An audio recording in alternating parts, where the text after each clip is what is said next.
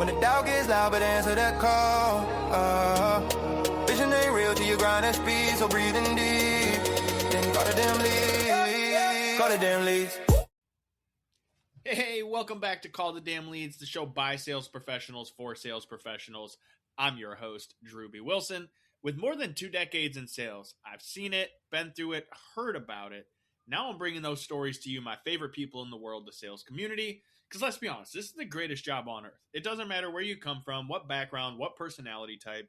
You can carve out an amazing life in sales. And today's guest, no stranger to the journey, I'd like to welcome Randy Gage to the show. How are you, sir? Hey, Drewbie, great to be on with you. Thank you. I want to jump right in. I want to hear your craziest sales story. I'm doing a presentation in a home meeting for a direct selling company. They have gel packs. So you rip them open and, you sip nutrients from it. Okay. So they've got gel packs there. The guy who's hosting the meeting has a television show in Univision in South America, Latam.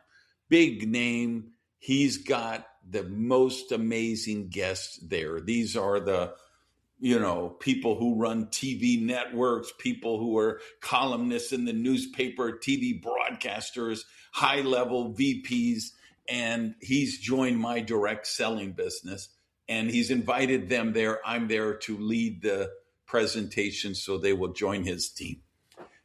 I've got a gel pack on the arm of my chair, and I get to stand up, and somehow I knock the gel pack on the floor. I step on it. It explodes and squirts the gel all over this $1,000 dress that this very important lady was wearing.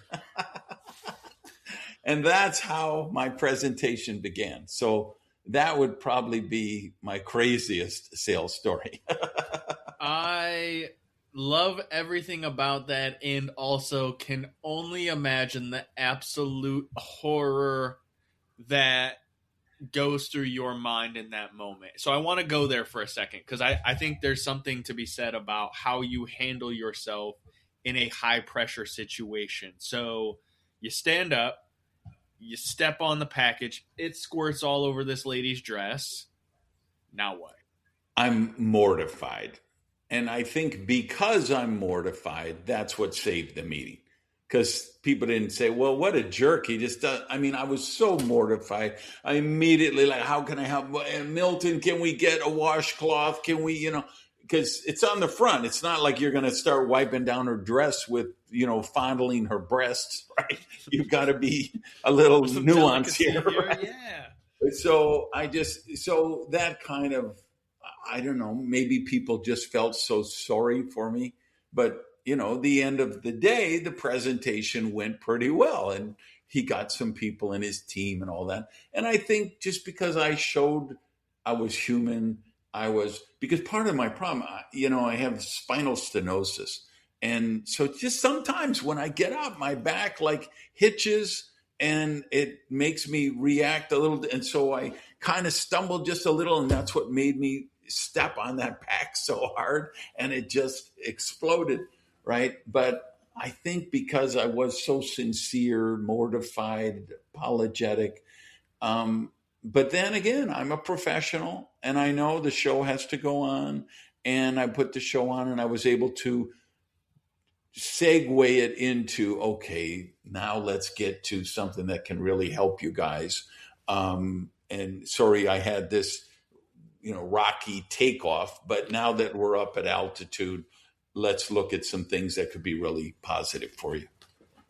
I love that. And the reason I ask is because I think there's something to be said about authenticity in sales, especially in 2026 when we're recording this. And I'm sure this probably happened years and years and years ago, but even more so now, the ability to be sincere and genuine, I think, is what separates the majority of low-level sales professionals and the ones who are super duper successful. What are your thoughts on that? I think with AI, authenticity is going to be your superpower. There interesting blog post, if anyone, maybe you can put it in the show notes but it's on randygage.com, my blog. And the title is Stop Trying to Out-Slop the AI Slop. Because, in other words, there are digital AI created avatars now. They have gorgeous hair. They have perfect skin. They have beautiful teeth. They have 12-pack abs. They're charming. They're witty. You're not going to compete with them. You can't. And they're just putting out a bunch of slop, right? The people who are losing right now are the people who are trying to out-slop the slop. Whereas the person who just gets on TikTok or Instagram or whatever, and they don't have Hollywood perfect production, they don't have $1 million lighting system, they don't have the makeup perfect, but they're real. That's what's going to cut through the clutter.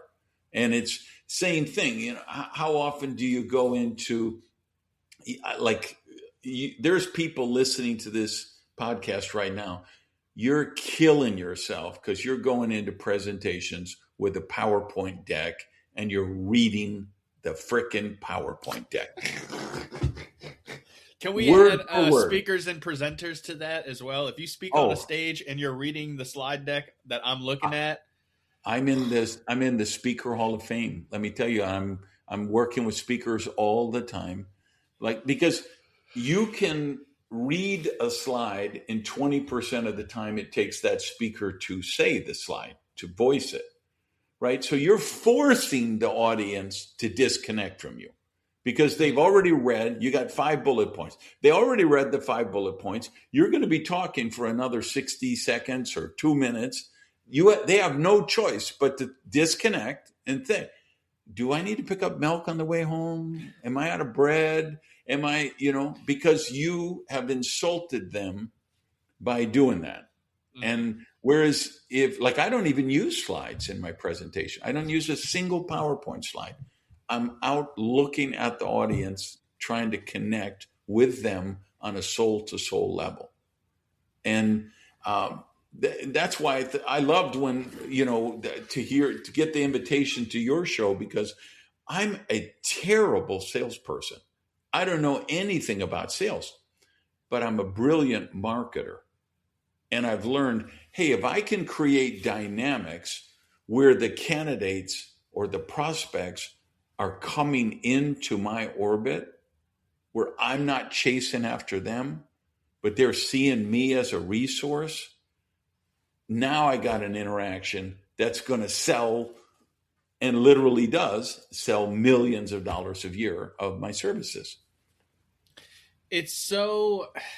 I love this conversation, by the way. I know when you came in, you were kind of saying I'm going to come with some counterintuitive thoughts. I am a sales guy who grew up selling anything and everything I could, some good, some bad. Obviously, we learned along the way. But what I truly learned as a sales guy was, at a certain point, the only restriction was my ability to generate my own leads and to create my own, interest in the product or service that I was offering. And when I started figuring that out, everything changed for me personally, because it didn't matter what product or service I was selling. It was, can I get into the arena, find the right people in the right part of their journey, provide them the product or service that they need to solve that problem or get what they want. And then I'll make whatever money I want to make in whatever realm I want to make. And so I love the idea of, if I can create interest and put this in front of the right people at the right time, sales becomes less about effort and more about the true communication and the relationship that you're building with your prospects, your leads, clients, whatever name you want to put on there. But that's my opinion. What do you think? Yeah, I think I always say, I don't really think I'm in the sales business. I think I'm in the education business. If I educate them about whatever the product or service is, and it really does have value to them, because, right, if you're trying to sell something that doesn't have value, you're just a hack. But if you actually believe in your product or service, and hey, if my candidate or my prospect, they buy this product or service, I know they're going to make more money, or they're going to improve their relationships, or they're going to lose weight, or they're going to get the house, their dreams, or they're going to get the proper insurance that's going to protect their loved ones when they die. Then it's an education process. And I'm really good at that. I have good teaching skills. I have good training skills, right? So like if I did a podcast on this, my show would be called Get the Damn Leads to Call You. Right? That's always a much nicer way to live, but yeah, but you and I will end up at the same place, which is, hey, we've got to get their attention. We've got to get a connection with them. We've got to get a dialogue going with them. And then if we can convey how this product or service is going to enhance their life, they're going to anything that's going to help them move bigger, better, faster, cheaper, whatever the benefit we've got to offer is, then it's a no-brainer. It's like, so, Len, I did a lot of work in network marketing, right? Which is all about duplication, which means I've got to bring in people to the business who have zero sales skills. They're deathly afraid of rejection. And if they get 2-3 rejections in a row, they're disappeared and they'll never be heard from again. So if I can create tools or systems or processes that allow them to get candidates coming to them saying, hey, here you've got this amazing weight loss line of products. And, I've been carrying around this extra 12 pounds. I just can't get rid of it. Do you have something that can help me? What a different dynamic than cold calling someone out of the blue and, hey, Jim, I know this is a shot in the dark, but, are you, by any chance, are you a fat ass who needs to lose weight? It's a little different dynamic. It is. And you're absolutely right. It's what I love about sales is that both of them are correct. Both paths lead you to providing a product or service for a person who's paying you money in exchange. And ultimately, you can create success in either path. It requires work. It requires commitment. And one of the things that you kind of touched on that I want to go into a layer deeper on is handling rejection and objections. And one of the things I know I need to think about it is one of the, in my opinion, top 3 objections. There's a couple others, but let's just focus on the I need to think about it as the primary objection. As someone who is an educator in your sales process, can you over-educate someone to the point where they start to use that as their objection of, now I have to think about it because I know too much? Great. That's a fascinating question. The very intriguing question to go there. Yeah, I think where that comes into play is because you're not listening to the prospect, because you should only be adding that next layer of education because the previous layer wasn't enough. They're going to cue you with their eyes, with their body language, very often with their comments to let you know, well, yeah, that's exactly the problem that I'm looking to solve. But some sales people are so trained in the damn system because they read a book with the 11-step system to sell ice to the Eskimos, right? And they get to step 3 and the person says, yeah, that's exactly what I'm looking for. And instead of saying, here's what needs to happen next. Let's get the contract drawn up. Let's, click this link, give me your credit card, close the, ask for the order, make the close. They're like, well, no, I haven't done step 4 yet, or I haven't done step 5 yet. So let me educate them some more. And then they're begging you to buy the damn product, but you say, well, no, I've got another item on the checklist. So that's where I think that comes into play. I think people aren't really listening to the people they're contacting. You took that and ran with it beautifully. This is I was really interested to see how you were going to take that, because it is something that I had to learn for myself. That's why I asked the question, because along the way, I was that guy that was like, okay, I'm so passionate. I'm so excited about our product. Like, let me give you everything that you're going to get and all this stuff. And they'd just be like, dude, that's a lot. I don't think I can do all that. And then all of a sudden their momentum is just poof, because they're overwhelmed with all the different things. And even though it's all very valuable in that moment, it's causing added stress and friction. And so I love how you said it's kind of like peeling it back one layer at a time, maybe one question at a time, just kind of getting to understanding the prospect's real desire. And then once you get yeah, that sounds about right, you got to ask for the sale. You have to ask. Yeah. And the other thing I would add to that is take yes for an answer. I consult with, I do a lot of consulting with companies, and I partner with other consultants sometimes. So I have a brilliant lady that I consult with that for certain projects, and we've done, some great work together. But the thing I have to tell her all the time is take yes for an answer. You won the argument. You already, like, she'll call me up and say, Randy, I think we have to do ABC. And I say, great idea. Let's do it. Yeah, but you haven't heard. The reason we got to do this is, and I said yes. But take yes for an answer. You already won the argument. You won the show. You got the sale.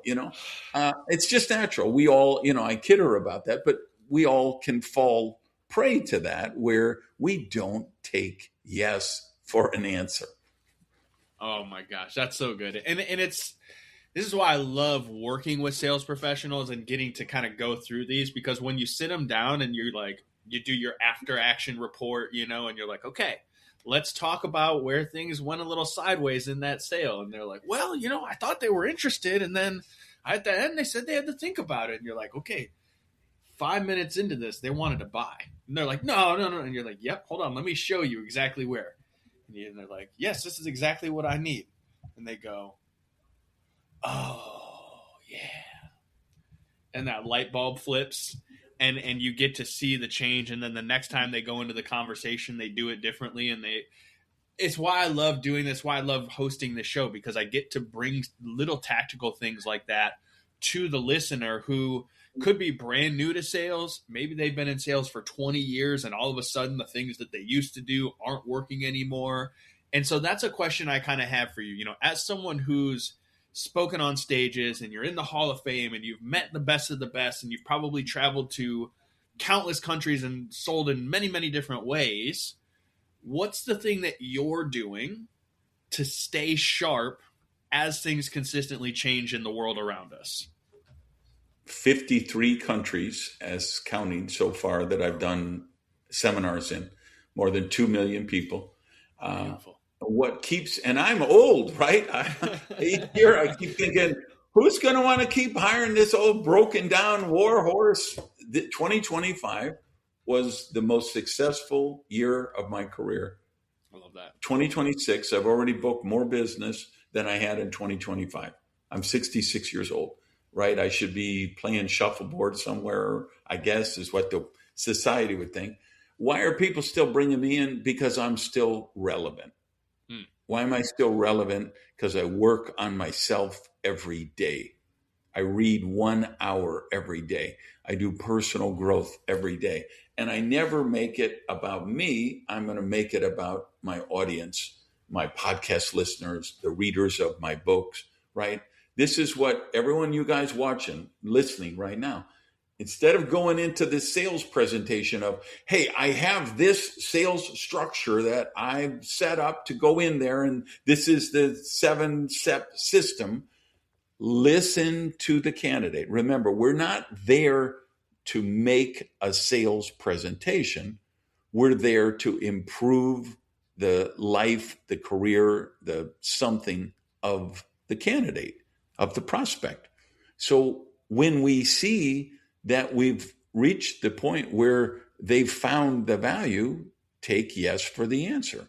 And, gently direct them. To me, this is my $1 million tip. It's the words, here's what needs to happen next. They say, you say, great. Here's what needs to happen next. Let's get your spot locked in before they fill up. Great. Here's what needs to happen next.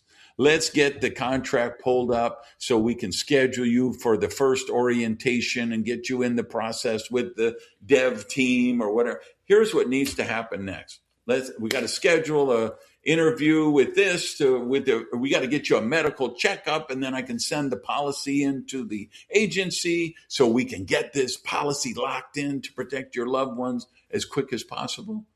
Here's what needs to happen next.